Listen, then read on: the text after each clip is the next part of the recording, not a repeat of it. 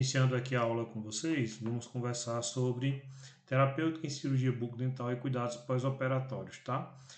Essa aula, ela vai ter como referência o capítulo 11 do livro do Rupp, tá? Que é o capítulo de manejos de paciente pós-operatórios, tá? E a gente também vai usar como referência principalmente o capítulo de terapêutica medicamentosa e odontologia, o capítulo 10, que relata sobre a cirurgia bucal, tá certo?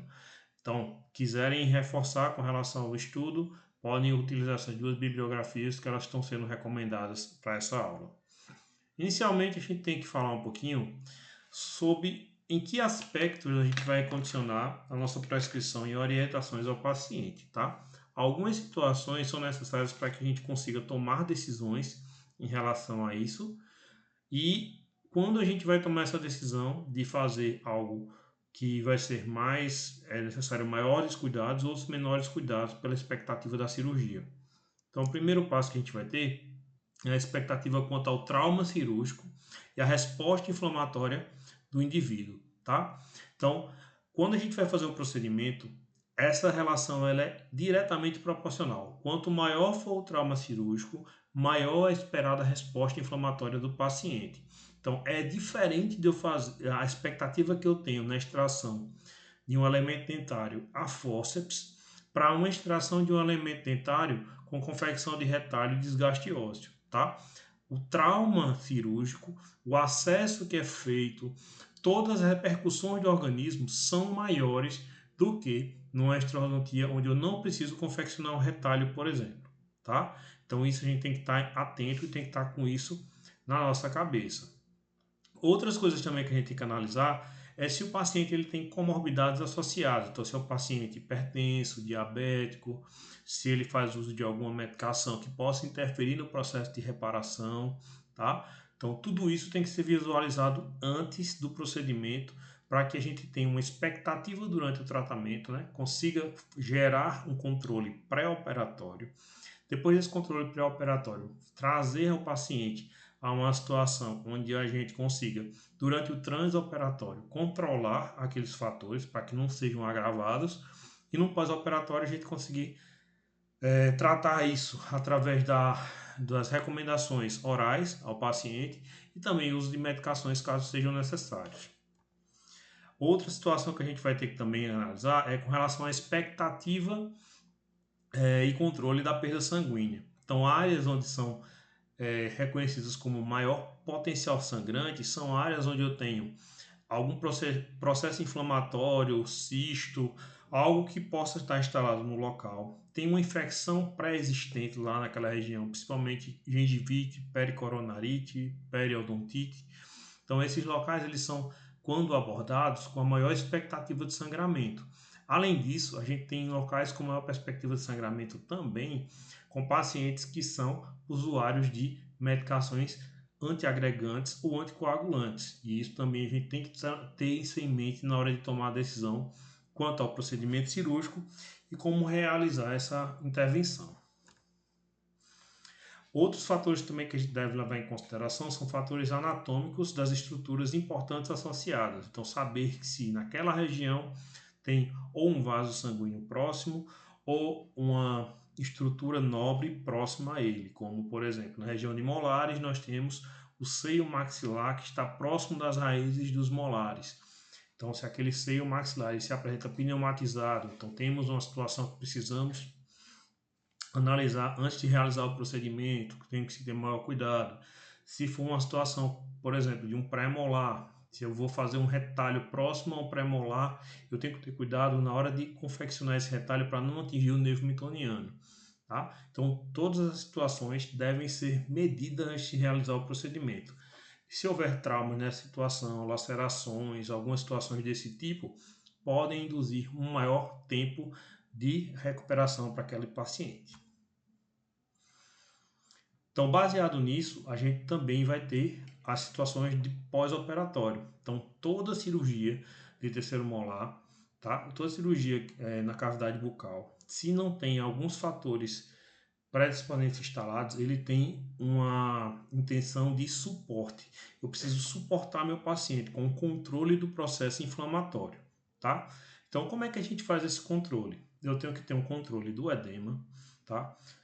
Controle do sangramento, controle da dor, controle da inflamação de uma forma geral e controlar e prevenir a formação de infecção naquela região, tá? Então, por isso que a gente tem que, durante o pré-operatório, transoperatório e pós-operatório, temos que fazer toda essa situação de controle. Então, por isso que a gente faz uma limpeza vigorosa, verifica se não tem restos de tecidos ósseos ou dentários antes de fazer o fechamento, faz o fechamento trazendo as estruturas à sua posição anatômica original, certo?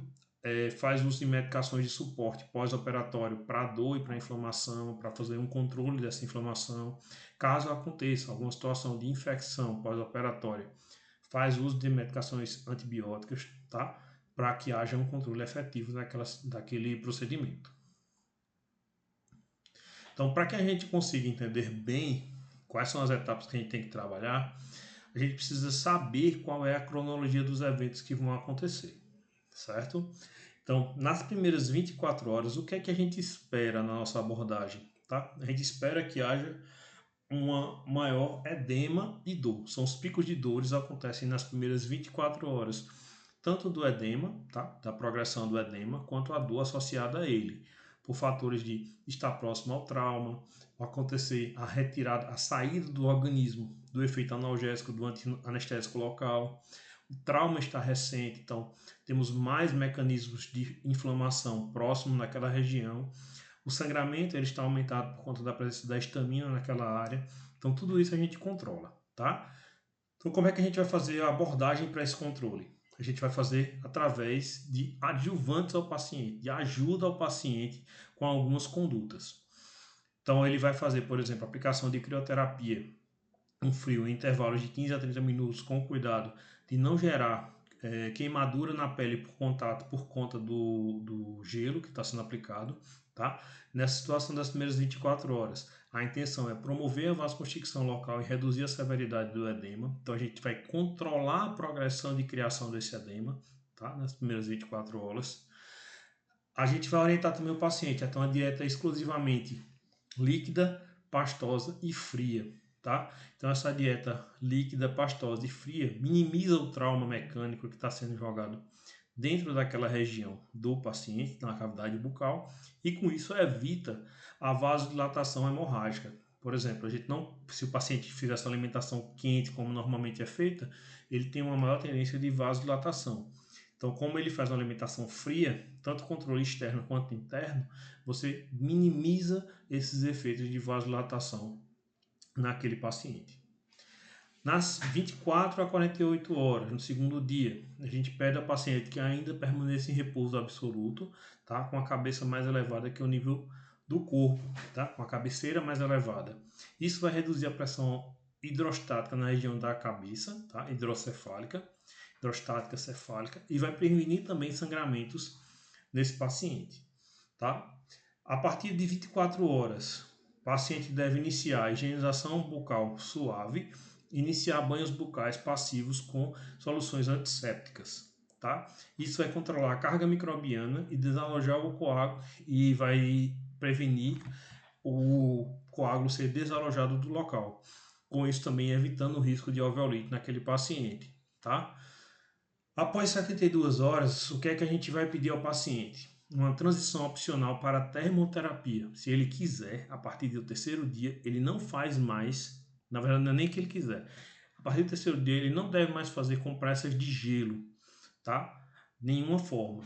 O que é que ele tem que fazer? Ele tem que, a partir do terceiro dia, fazer com aplicação de compressas mornas, tá? Isso é opcional. Se o paciente quiser fazer, ele faz. Se ele não quiser, ele não faz. A compressa morna ela vai ajudar a acelerar o processo de regressão do edema, certo? Isso ele vai fazer com que haja um aumento da vasodilatação no local, tá? Para a presença de mais sangue naquela região, e aí com isso o edema vai sendo retirado com maior velocidade, tá? E retirando o edema daquela região, o paciente tende a ter uma melhora com relação à resposta de abertura de boca, diminuição de sensação dolorosa e letargia que ele apresenta no pós-operatório. Após 7 dias, é importantíssimo que o paciente, entre 7 e 10 dias, retorne ao consultório para que seja feita a retirada dos pontos de sutura, tá? Porque nós, como profissionais, precisamos ver como foi o comportamento biológico do paciente e se ele realmente seguiu todos os passos que foram passados. Se ele seguiu esses passos, com 7 a 10 dias, aquela região onde a gente fez o procedimento de exodontia, ele fica uma região mais limpa, uma região mais limpa, uma região mais cicatrizada, onde o processo de revitalização dos tecidos foi eficiente, tá? E aí a gente consegue ter uma boa resposta daquele caso inflamatório do paciente. Então, uma coisa importantíssima que a gente deve orientar nosso paciente também é em relação ao protocolo de higiene e manutenção do coágulo, tá? Toda extração, ele é um procedimento que a gente precisa, formação de coágulo, para a partir daquele coágulo formar tanto o processo de revitalização quanto o processo de neoformação óssea em alvéolo, certo? Então, se esse coágulo não for mantido naquela posição, vai retardar o processo de cicatrização e com isso o paciente vai ter uma necessidade de reabordagem para a estimulação da formação desse coágulo e poder haver reiniciado o processo de reparação óssea, tá? Então, o que é que a gente deve pedir ao nosso paciente? Que seja feito bochechos, certo? Porém, esses bochechos eles devem ser passivos e não ativos. Como é que a gente faz esse bochecho para não ser ativo? A gente pede ao paciente que coloque a solução na cavidade bucal, tá? E evite de fazer movimentos vigorosos, né? Ele vai colocar na boca, deixar agir mais quimicamente do que forçando o movimento do líquido dentro da boca através de bochecho, tá? E quando ele for cuspir, ele tenta não cuspir com força, e sim deixando sair passivo. Ele vai abrir a boca e deixar o excesso de solução sair passivamente. Isso nas primeiras 24 horas. Tá? Isso aí vai fazer com que vai evitar pressão negativa ou mecânica que pode colocar o coágulo e induzir alveolite. Tá? Então, nessas primeiras 24 horas é importantíssimo esse cuidado. A partir das próximas 24 horas, progressivamente o paciente pode ir aumentando essa força na hora de fazer o movimento de uso do enxaguante bucal.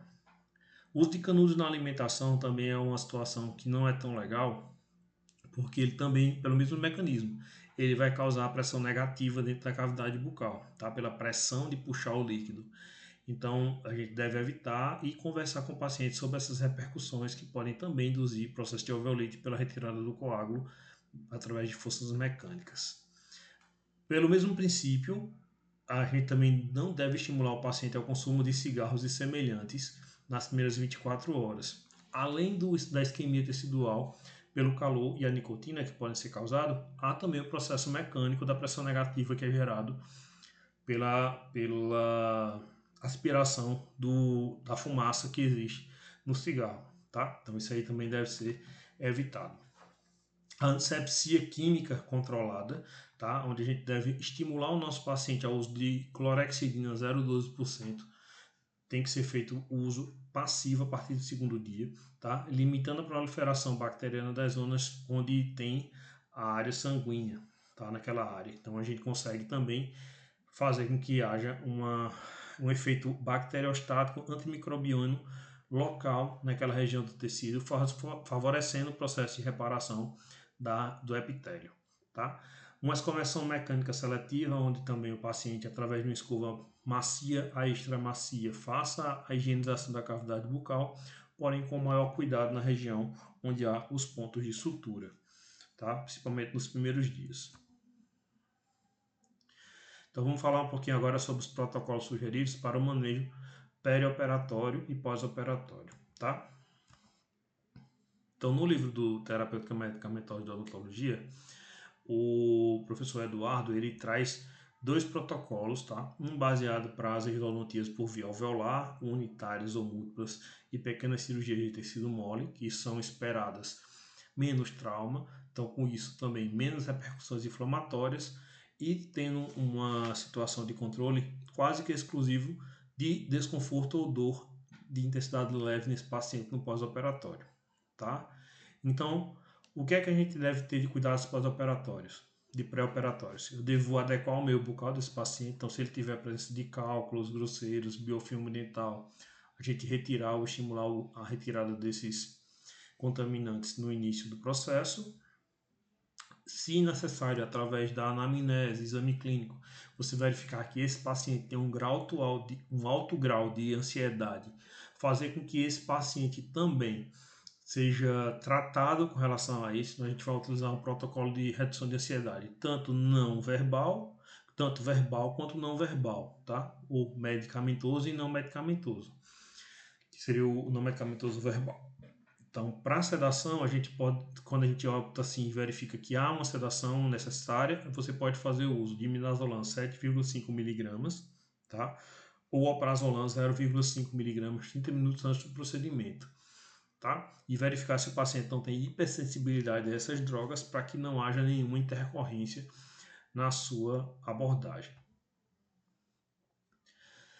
A analgesia pré-operatória para esses casos não é necessária, porém, caso você deseje administrar ao seu paciente, você pode pedir para ele fazer, assim que terminar o procedimento, a administração de 500 mg a 1 grama de dipirona, certo? Que se for em dosagem de gotas, pode ser de 20 a 40 gotas, ao término da intervenção, no consultório mesmo. E após isso, ele manter essa dose por 24 a 48 horas pós-operatórias. Você pode orientar o uso do paciente com relação a presença ou não de dor, tá? Então, se o paciente sentir dor, tomar essa medicação. Eu não gosto desse tipo de protocolo, tá? Particularmente, eu prefiro passar ao meu paciente que ele faça uso do analgésico durante os 2 dias, para que evitar ele ter esse problema. Por quê? A medicação geralmente que o paciente faz uso é uma medicação via oral, tá? Ela não é uma medicação que é injetável. Então, como ela é uma via oral, ela vai ter uma absorção enteral. Então, no duodeno, esse medicamento ele vai ser absorvido. E para chegar na rede de distribuição sanguínea e ficar com uma concentração ótima no seu organismo, leva em torno de 30 a 40 minutos. Então, se o paciente tomar quando estiver sentindo dor, ele pode levar um tempo de 30 a 40 minutos para poder cessar essa dor do paciente. Tá? Algumas medicações têm uma incorporação mais rápida, por exemplo, aquelas medicações efervescentes, você fazer a ingestão dela, você pode ter uma absorção mais rápida. E outras medicações, por exemplo, o cetrolaco, tem a apresentação sublingual, você pode colocar sublingual, então ele vai ter um efeito também analgésico mais rápido, tá? Por conta da via de administração. Mas como a expectativa de dor do paciente é muito pequena, o ideal é que seja feito o uso de drogas, tá? Que tenham uma ação efetiva, mas com menor repercussão no organismo. Tá? E a dipirona é um excelente analgésico para esse tipo de medicação, de situação. As cirurgias orais, tá? Nesse porte também não é necessária antibiótico ou terapia profilática para pacientes que não têm necessidade de profilaxia antibiótica.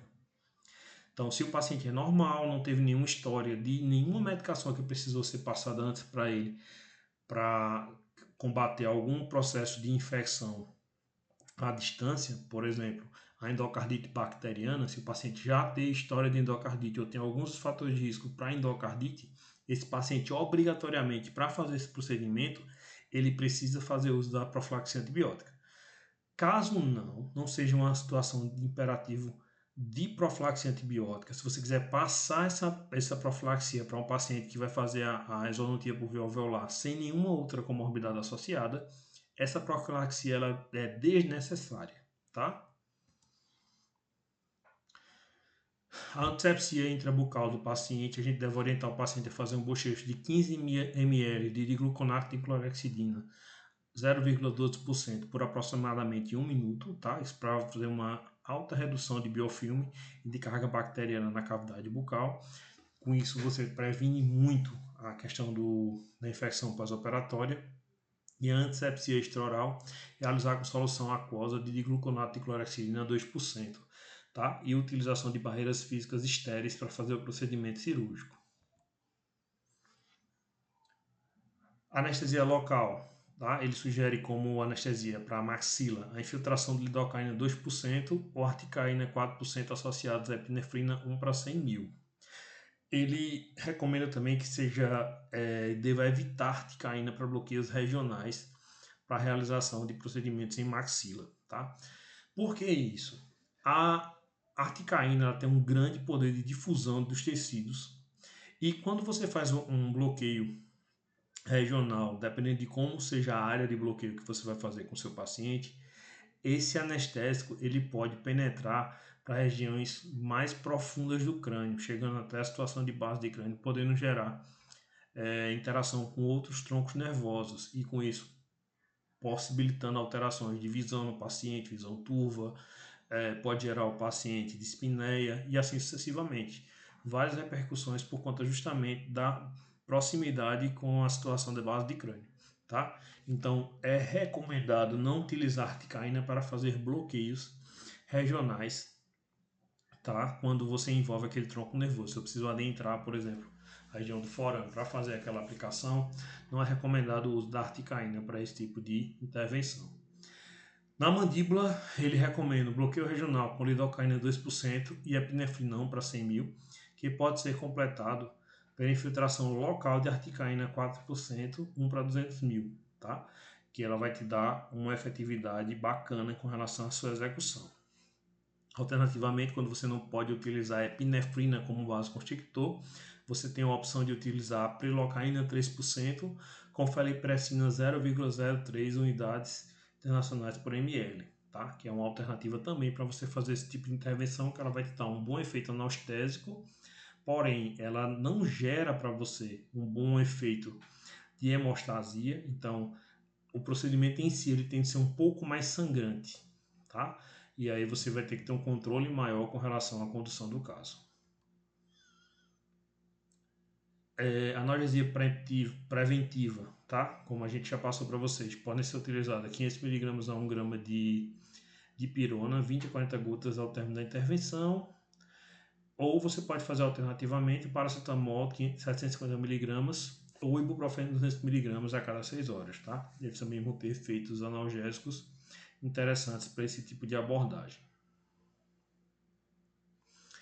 Vamos agora ao segundo protocolo que existe, tá? Que é o protocolo de cirurgias bucais eletivas quando são por vias não alveolares, então que ela envolve ostectomia e odontosecção ou cirurgias pré-protéticas com deslocamento tecidual extenso ou remoção de dente incluso impactado.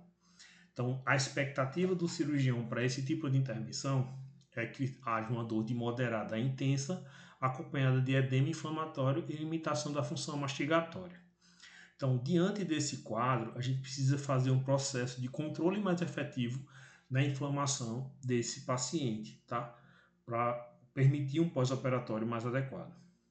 Os cuidados pré-operatórios, nós devemos ter a adequação do meio bucal, com remoção de cálculos grosseiros e biofilme, e tratamento prévio de pericoronarite aguda. Não se deve tratar pacientes que vão fazer remoção de terceiros molares inclusos com pericoronarite aguda, em processo ativo, tá? Esse paciente ele deve ser tratado primeiro a pericoronarite quando houver uma estabilidade do quadro e o paciente tiver sob resposta positiva do antibiótico, é que se deve fazer a intervenção para retirada do dente incluso, tá? Durante justamente o tratamento antibiótico desse paciente. Então, sedação. Então, verifica também, já que é um quadro que tende a ser uma cirurgia um pouco mais extensa, com um pouco mais de trauma, o paciente vai precisar também responder um pouco mais em relação ao quadro de ansiedade, tá? Então, verifica se o paciente ele é colaborativo ou não e se o protocolo não verbal ele é necessário, tá? Então, se o protocolo de redução de ansiedade não verbal for necessário, a gente deve fazer a aplicação de midazolam 7,5 mg ou alprazolam 0,5 mg 30 minutos antes do procedimento. Caso o paciente tenha alguma situação que não é possível aplicar esse tipo de medicação, você pode fazer uso de fitoterápicos, que vamos passar para vocês mais à frente. Tá? A profilaxia antibiótica sistêmica não é necessário nesses cantos, a não ser que, em duas situações, ou o paciente tenha uma necessidade de profilaxia para endocardite infecciosa ou algum outro meio que ele necessite, tá? Ou se o paciente tem história de pericoronarite no local. Então ele deve ter pode ser utilizado, tá? Amoxicilina 1 grama, 1 hora antes do procedimento, ou se o paciente é alérgico à amoxicilina, clindamicina 300 mg, tá? 1 hora antes do procedimento. A antisepsia intrabucal da mesma forma, bochecha de 15 ml de gluconato de clorexidina a 0,12% por aproximadamente 1 minuto. Antisepsia extraoral, solução aquosa de gluconato de clorexidina a 2%. Utilização de barreiras físicas estéreis para a retirada do elemento dentário, tá? Então, fazer todo o processo de montagem do ambiente para que haja uma proteção mais efetiva. Analgesia perioperatória, tá? Então, em algumas situações pode-se fazer necessário uma analgesia perioperatória, que isso também ajuda tanto na dor pós-operatória quanto também na menor progressão do edema pós-operatório. Então, ele recomenda prescrever de 4 a 8 mg de dexametasona, seria 1 a 2 comprimidos de 4 mg, serem tomados 1 hora antes da intervenção. Administrar 1 grama de dipirona sódica imediatamente após o procedimento e prescrever ao paciente uma dose de manutenção de 500 mg a cada 4 horas por um período de 24 horas. Caso a dor persista nesse período, prescrever também nimesulida 100 mg via oral ou cetorolaco 10 mg sublingual a cada 12 horas, no período máximo de 48 horas. Anestesia local, a mesma situação, fazer infiltração com lidocaína 2% ou articaína 4% associada a epinefrina 1 para 100 mil, sendo evitada a articaína para bloqueios regionais. E o bloqueio regional de lidocaína com epinefrina 1 para 100 mil, que pode ser completado com uma infiltração local de articaína 4% com epinefrina 1 para 200 mil. E alternativamente a prilocaína 3% quando não se puder utilizar epinefrina. Então, como cuidados pós-operatórios, orientar o paciente à higienização do local por meio de escovação cuidadosa, orientar o paciente a bochechar 15 ml de solução aquosa de gluconato de clorexidina 0,12% pela manhã e à noite para até remoção da sutura entre 5 e 7 dias, tá? Isso aí vai garantir ao paciente uma situação de maior conforto pós-operatório. Tranquilo? Agora vamos a algumas considerações que ele relata também no protocolo. Almeida et al. Ele traz um artigo onde ele faz uma avaliação sobre a analgesia pré-emptiva, que é uma analgesia que a gente aplica ao paciente, tá, numa situação de pré e perioperatório, para que ele não tenha dor no pós-operatório, tá? Então, nesse protocolo ele fez o seguinte: ele fez uma associação de ansiolítico diazepam 5 mg com um corticoide betametasona 4 mg 1 hora antes do procedimento.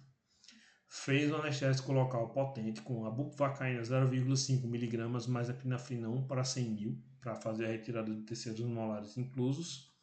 E aí os pacientes não utilizaram analgésicos no pós-operatório, tá, por ausência de dor.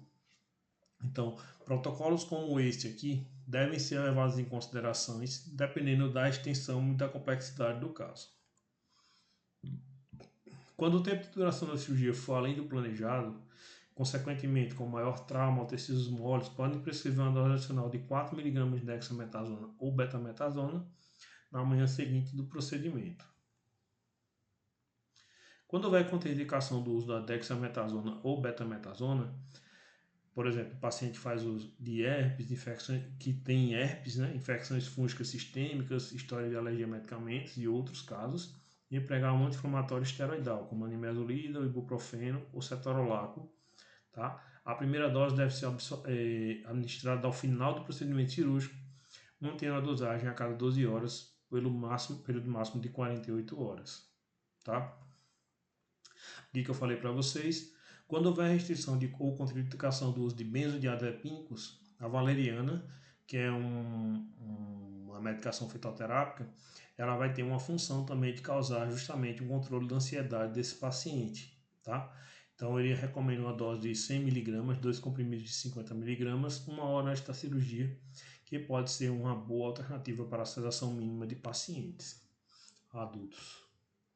Esse artigo aqui, a eficácia e segurança de suplementos fitoterápicos com ansiedade, antidepressivos e ação sedativa, tá? De Cause Lupoe e Chilesco, Gillespie, tá? Ele traz aqui um artigo de 2026, ele traz para a gente alguns tipos de fitoterápicos que podem ter usado nessa finalidade, tá? Os dois principais que foram vistos nos estudos aqui dessa revisão, principalmente relacionados à sedação perioperatória, são a Passiflora incarnata, tá? E a Valeriana officinalis, tá? Que são dois tipos de fitoterápicos que são utilizados nesse tipo de situação. Mostra também nesse artigo algumas situações de controle positivo ou negativo, tá? De controle e de efeitos colaterais desses tipos de fármacos no paciente. Mas eles têm efeitos ansiolíticos, antidepressivos e sedativos, mostrando melhora do humor, níveis de estresse e qualidade de sono, tá? Pacientes com dor pulsátil persistente a partir do terceiro dia do pós-cirúrgico pode estar envolvido em quadro de alveolite. Uma nova consulta deve ser agendada para diagnóstico e tratamento. E as cirurgias de remoção de tecidos molares retidos apresentam um baixo risco de infecção pós-operatória, desde que sejam obedecidos os princípios de técnica cirúrgica e normas assépticas e antisepsia. Em pacientes que não tem comprometimento do sistema imune e não sejam suscetíveis a infecções à distância, os autores julgam que a profilaxia antibiótica é desnecessária, tá? Ou não recomendável. As cirurgias de tecidos molares nunca devem ser realizadas na presença de pericoronarite em fase aguda. Nesse caso, recomenda-se a descontaminação local. Terapia antimicrobiana sistêmica deve ser sugerida após a remissão de sintomas, ainda na vigência da terapia antibiótica. Tá? Então, quais são os cuidados que a gente deve trazer aos nossos pacientes? Tá? Então, no pré-operatório, o paciente ele deve vir ao consultório sem tomar bebidas alcoólicas no dia, tá? Agendado para a cirurgia. Deve alimentar-se sem restrições quanto ao tipo de alimento, porém de maneira moderada, tá? Então, não orienta seu paciente. Se você vai fazer um procedimento cirúrgico, não precisa você comer uma buchada, não. Se você comer algo muito pesado para o seu estômago, faz uma alimentação leve, tá? Mas o paciente tem que estar alimentado. Ele precisa se alimentar para que haja uma segurança do procedimento, porque ele vai ser feito com anestesia local. Evite praticar exercícios físicos exagerados no dia do procedimento. Coloque uma roupa de forma a ficar confortável, tá? Quando indicado, tome medicações no horário estabelecido pelo dentista. E se você tiver uso de medicações pelo seu paciente de forma corriqueira, por exemplo, se você faz uso de agentes antihipertensivos, faz uso de medicação para controle de diabetes, hipertensão, o paciente ele não deve suspender essas medicações, ele deve fazer uso de maneira normal, como ele sempre faz, tá? Quando indicado, toma a medicação no horário estabelecido pelo dentista, chegar ao consultório pelo menos meia hora antes da hora marcada com um acompanhante, porque se for necessário já se faz a administração das medicações para controle da ansiedade do paciente e controle analgésico. Se tiver automóvel, o ideal é que seu acompanhante deve dirigi-lo, porque algumas drogas que são aplicadas ao paciente podem gerar repercussões no seu organismo, causar, por exemplo, sonolência, o paciente pode ter uma situação no pós-operatório de vertigem, e aí esse paciente ele não vai estar apto a dirigir para casa, tá? Então o ideal é que ele venha sempre com acompanhante quando for fazer a intervenção cirúrgica. O repouso. Então, o paciente ele deve fazer um repouso pelo maior tempo possível nos primeiros 3 dias. Ao se deitar, ele deve manter a cabeça num plano mais alto que o restante do corpo. Tá? Ele deve evitar... Desculpa, se eu voltar aqui. Isso mesmo. Ele deve evitar atividades físicas de reposição e exposição ao sol por pelo menos 5 dias e evitar falar muito, tá? Por conta justamente da mobilização da cavidade bucal pode gerar um aumento do edema. A alimentação, ele não deve deixar de se alimentar, referindo-se à alimentação líquida ou pastosa, sucos, frutas, sorvetes cremosos, caldos e sopas após resfriar, fracionada a cada 2 a 3 horas. Deve tomar água à vontade, pois hidratação é um cuidado importante. Não fazer movimentos de sucção, como tomar líquidos com a ajuda de canudos, e evitar alimentos que possam ferir a área operada. Cuidados com a ferida, o paciente deve manter a compressa de gás colocada no local por 15 minutos e depois removê-la cuidadosamente. Em caso de o sangramento ainda estar ativo, ele deve trocar essa compressa de gás e passar mais 15 minutos e deve notar que haja uma diminuição desse sangramento até que esse sangramento seja cessado, tá? Ele não deve tocar diretamente no local da ferida com os dedos ou qualquer objeto. Evitar colocar a língua em cima da ferida, porque isso também pode deslocar o coágulo. Algum sangramento poderá ocorrer neste período, tá? Manchas de sangue poderão ser observadas no travesseiro ao acordar. Então, ele pode ter sangramentos esporádicos, principalmente, por exemplo, por conta do efeito rebote da lidocaína que foi aplicado, tá? Após 6 horas ele tem um efeitozinho rebote de sangramento, mas é sempre mínimo. E o paciente ele deve evitar ficar cuspindo por qualquer motivo. A higiene bucal. Ele deve escovar os dentes normalmente, tomando cuidado com a área operada. Deve escovar o dorso da língua e empregar uma solução antisséptica de acordo com a orientação dada pelo dentista. Tá? E evitar cuspir com reiterância, tá? E ao mesmo tempo também evitar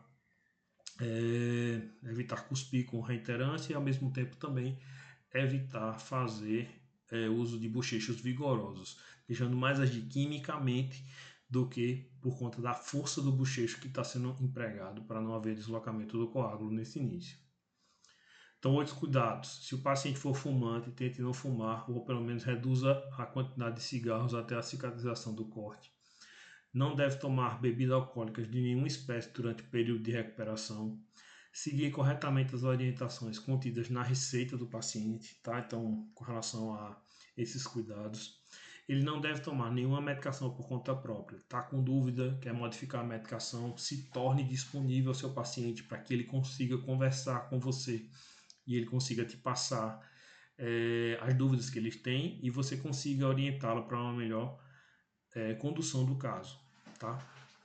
No caso de dor, edemas ou sangramentos excessivos, o dentista deve ser contactado para orientações necessárias. E não deixe de comparecer às consultas de retorno para a retirada dos pontos. Tá? Então, essas orientações, essas situações que a gente passou para vocês aqui são importantíssimas para que o paciente consiga ter um bom pós-operatório, tá? E ele consiga também trazer à tona para assim uma recuperação de maneira mais estável e uma maneira que a gente consiga ter uma cronologia de recuperação dentro do esperado, que em torno de 5 a 7 dias esse paciente esteja completamente recuperado do procedimento da intervenção cirúrgica que foi reabilitado. Se for procedimento com menor grau de trauma, a recuperação esperada é com menos tempo. Se for um procedimento com maior grau de trauma, ele é esperado um pouco mais de tempo para recuperação, mas contanto que em torno de 5 a 7 dias esse paciente esteja recuperado. A recuperação plena do paciente, tá? Principalmente tecidos molares, ela leva até 15 dias. Ela pode levar até 15 dias dependendo da extensão do trauma que aconteceu no paciente, tá bom?